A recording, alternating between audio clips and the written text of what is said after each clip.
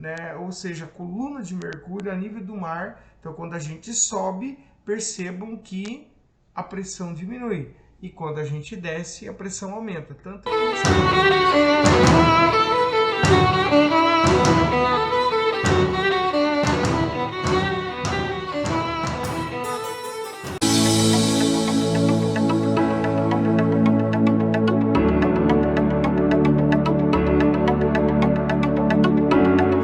sejam bem-vindos aqui ao canal Devaneio Emergente para essa aula muito importante aqui e para você entender um pouquinho sobre a aviação, alguns conceitos, e como que acontece, né, num voo se ele despressurizar, como que essas pressões. Então, o nosso canal ele é voltado para todo tipo de conhecimento e, a pedido de alguns seguidores, vamos falar um pouquinho sobre a aviação. Se você tem curiosidade, então seja bem-vindo.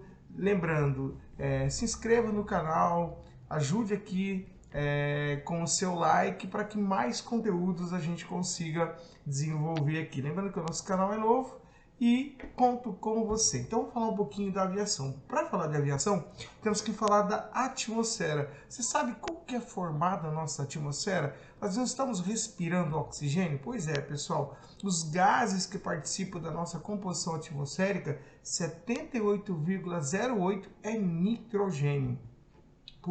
E o restante aí quase é oxigênio, que dá uma média de 20,9 conforme você está acompanhando, ou até 21%. A gente arredonda aí 78% de nitrogênio, 21% de oxigênio, e todos os outros gases aqui vão compor 1% aí. Então, basicamente, a nossa atmosfera ela é formada dessa forma. E a pressão atmosférica, pessoal? Então, existe a lei, né, de Newton, a primeira, a segunda, a terceira lei de Newton, né? Mas olha que interessante. Lembrando que se eu tenho 78% de nitrogênio e 21% de oxigênio, olha que interessante. A nível do mar, Boyle de Mariotti, ele criou, né, desenvolveu a pressão atmosférica em milímetros de mercúrio. E então essa dimensão de pressão, né, ou seja, a coluna de mercúrio a nível do mar, então quando a gente sobe, percebam que a pressão diminui. E quando a gente desce, a pressão aumenta. Tanto que você olhar aqui, ó, 10 mil metros ou 34 mil pés, ó, acompanhando aqui, dá uma média de 190 milímetros de mercúrio. Se eu estiver pela metade, 380. Se eu estou ao nível do mar, 760. Então, o que isso quer dizer para nós? Então, vamos falar um pouquinho do metabolismo. Nós sabemos que o nosso metabolismo, o nosso oxigênio, a nossa glicose, ela se transforma em um combustível. E essa energia se transforma através do dióxido de carbono, da própria água, do calor, e isso faz a nossa ATP, né, adenosina trifosfato. A gente é vivo por isso. Então, na nossa respiração, quando o oxigênio ele entra nos nossos pulmões, pessoal, o que acontece? A hematose, essa troca. Então, tudo é por pressão. Lembrando que a nossa atmosfera ela é formada por gases, 21% é somente oxigênio. Então essa difusão ela acontece, se você acompanhar aqui, ó, pelos capilares. Aqui eu tenho o alvéolo. O alvéolo, pessoal, ele tem uma pressão de 100 milímetros de mercúrio dentro dele. Ele é de 124 na atmosfera. Isso tudo é medido, tá? Então essa pressão de 124 na inspiração, ele entra a 100 dentro do alvéolo e ele passa para o sangue aqui, ó. Então por isso que a gente respira oxigênio, esse oxigênio entra no alvéolo por essas pressões. Isso aí é uma aula diferente, que depois, se você tiver curiosidade, você que também queira saber um pouquinho sobre ventilação mecânica, sobre essa fisiologia um pouquinho mais profunda da hematose, dos gradientes alveolares, você escreva aqui e eu vou, quem sabe, produzir essa aula para que você aprofunde um pouco mais o seu conhecimento. Então, basicamente, pessoal, tudo é voltado nesses gases por pressão. Então, lembrando que a nossa hemoglobina, M é ferro e globina é proteína, né? E aí, quando eu tenho uma falta desse oxigênio por alguma coisa, eu chamo isso de hipóxia. Então, o conceito de hipóxia nada mais é do que uma baixa concentração do oxigênio nos nossos tecidos, ou porque eu não estou respirando bem, ou porque eu estou obstruído, ou porque não tem oxigênio na atmosfera, que é a diferença de pressão, e na aviação acontece muito isso, ou às vezes eu estou perdendo sangue num acidente, hemorragia, eu não tenho a hemoglobina, né, ali, né, as hemácias, para transportar essas moléculas de oxigênio para as minhas células. Então são vários fatores. Então eu classifico na aviação a hipóxia como hipóxia hipoxêmica, que já é uma deficiência desse oxigênio no sangue arterial devido à queda da pressão dentro do alvéolo.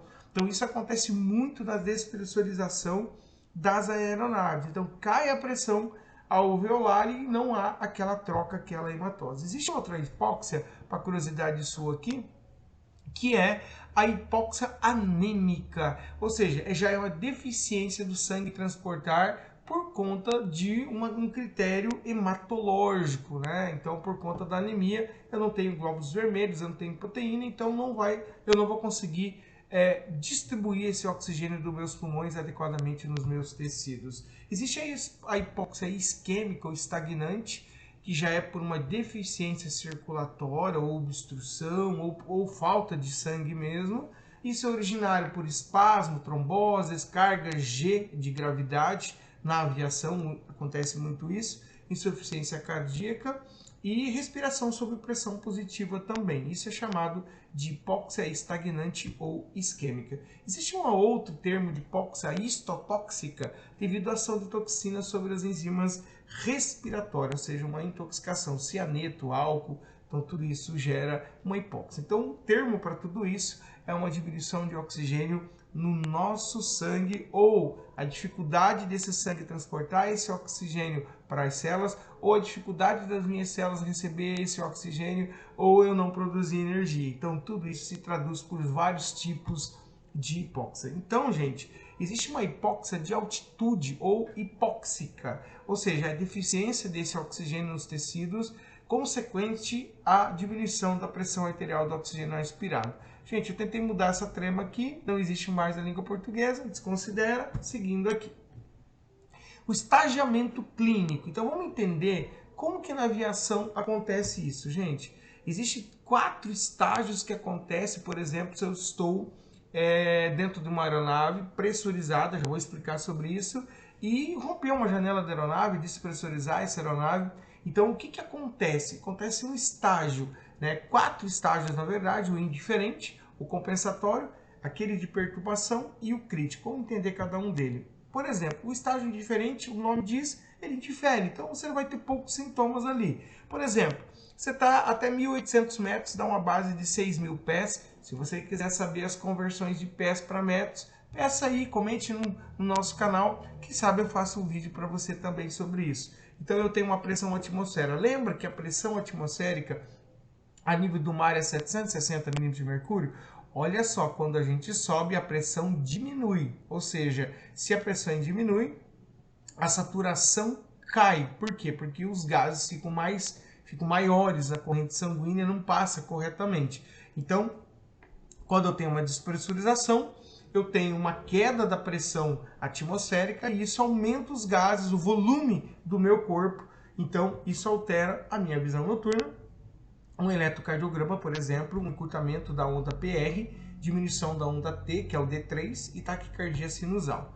O estágio compensatório, que é o segundo estágio, já vamos dobrar de 1.800 metros a 3.600 metros, até 12.000 pés.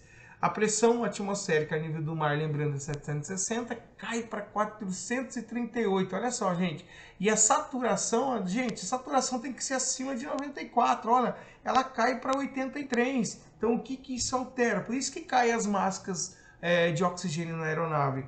Isso vai aumentar o volume respiratório, porque está faltando oxigênio, a gente vai ficar ofegante. E vai aumentar a minha frequência cardíaca também. Terceiro estágio, pessoal, é o estágio das perturbações, ou seja, quanto mais eu subo, mais despressurizado esteja essa aeronave, mais dificuldade respiratória eu vou ter. Por exemplo, até de 3.600 a 5.400 metros, que dá uma média de 12.000 a 18.000 pés. A pressão atmosférica, lembrando, aqui a nível do mar é 760 milímetros de mercúrio. Olha só, aqui já cai para metade, 379. Então a minha saturação cai para 70. Lembrando que o ideal é acima de 94. O que é uma saturação? É o índice que a gente mensura de oxigênio no sangue que está circulando dentro de uma pressão, de uma porcentagem adequada. Aqui eu vou ter uma dificuldade porque as moléculas estarão de tamanhos maiores, então ele não passa dentro das células. O que eu vou ter de alteração? Alguns sintomas que a gente chama de subjetivos e objetivos, que em outro momento eu vou falar sobre você. O estágio crítico, pessoal, já é acima de 6.500 metros, ou seja, acima de 20 mil pés. Então a pressão atmosférica cai para 340 milímetros de mercúrio, a saturação cai para 60, gravíssimo.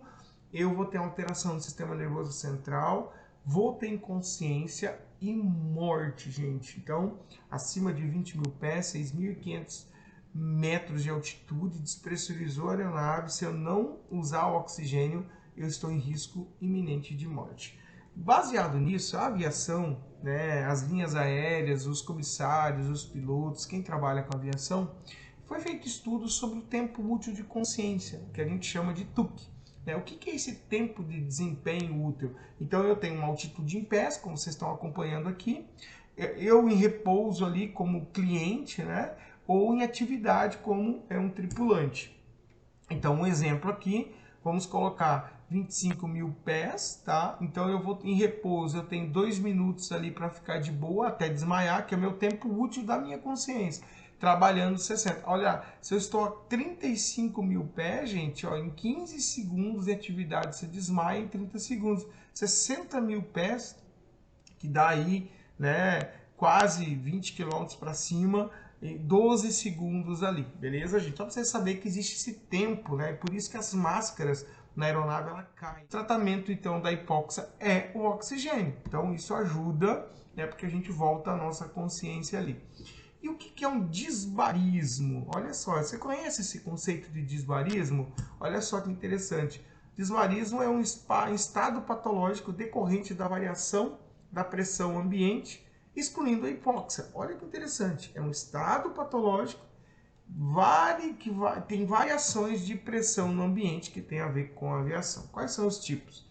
A aerodilatação e a doença da descompressão muito causada aí nos mergulhos. Olha aqui para você entender melhor o que é uma aerodilatação.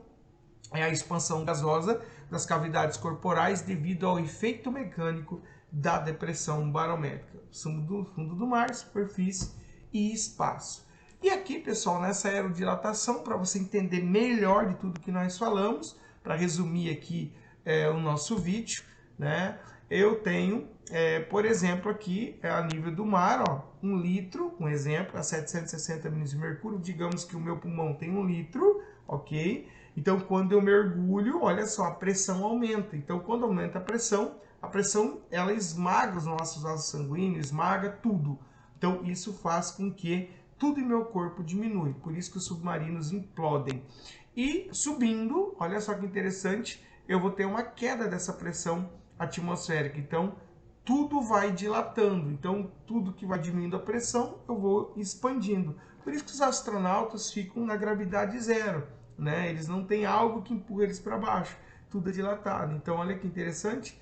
Aí, o nosso ouvido, né, ele sente isso também. Isso é um pouco da fisiologia, para você entender que toda a cabine pressurizada dentro da aeronave segue esses parâmetros. Por isso que na aviação tem as máscaras como segurança, por isso que todo voo que você for fazer tem esses critérios de segurança pelos comissários de voo. E era isso, pessoal. Curta aí o nosso canal Devaneio Emergente, né, um depósito de pensamentos aqui. Deixe o seu like, curta o nosso canal, indique esse vídeo e comente aí o que você achou, o que você gostaria que nós abordássemos. Muito obrigado e até mais.